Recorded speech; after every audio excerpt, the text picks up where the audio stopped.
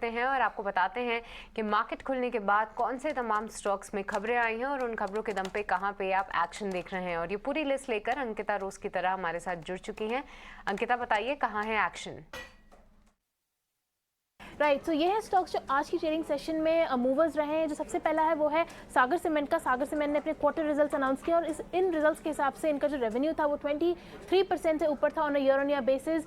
इनका जो net profit था वो भी 98 करोड़ पे आया है versus a loss of 19 crore previous year में, और इसी के चलते ये स्टॉक आज फोकस में बना हुआ है। अगला स्टॉक गुजरात गैस का है। गुजरात गैस ने भी अपने क्वार्टर रिजल्ट्स रिपोर्ट किए। इनका जो रेवेन्यू फ्रॉम ऑपरेशंस था उसमें वो 7% ऊपर था क्वार्टर ऑन क्वार्टर बेसिस पे, लेकिन जो एबिटा थी उसमें डिक्लाइन देखने को मिला हमें, कम से कम 4% का डिक्लाइन सिक्वेंशियल बेसिस पे, और इनके मार्जिन्स भी डिक्लाइन हुए हैं to 14.3% versus 15.8% on a sequential basis. इसी के चलते गुजरात गैस भी आज फोकस में है। अगला स्टॉक जो है वो है आरवीएनएल का। आरवीएनएल को लेटर ऑफ एक्सेप्टेंस मिली है Mumbai metropolitan region development authority यानी एमएमआरडीए की तरफ से for Mumbai metro line 2B के लिए, और ये जो प्रोजेक्ट है इसकी कॉस्ट कम से कम 300 करोड़ की है और इसी के चलते आरवीएनएल आज फोकस में है।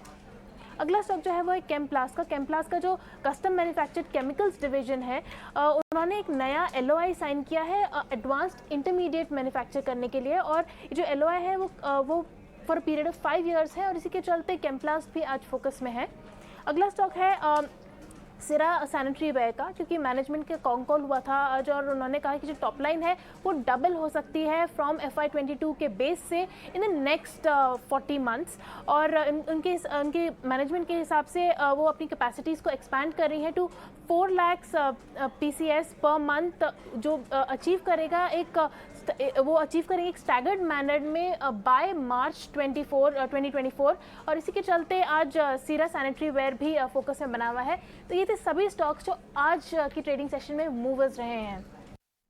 बहुत बहुत शुक्रिया अंकिता ये पूरी जानकारी देने के लिए। तो कई सारे स्टॉक्स जहां पे एक्शन देखने को मिल रहा है और इस बीच एशियन पेंट्स पे जो मजबूती है, हम नतीजों की बात कर ही रहे थे। हमारे एक्सपर्ट ने भी बोला कि किसी भी तरीके से नतीजे खराब नहीं दिखाई दे रहे हैं। जो कमेंट्री है वो भी आपको उत्साह दे रही है और निचले स्तरों से एक अच्छे तरीके से रिकवर करता हुआ, और साथ ही डिविडेंड का भी ऐलान किया है जहाँ पे 21 रुपये 25 पैसे का बोर्ड ने डिविडेंड जो है अनाउंस किया है एशियन पेंट्स को लेकर।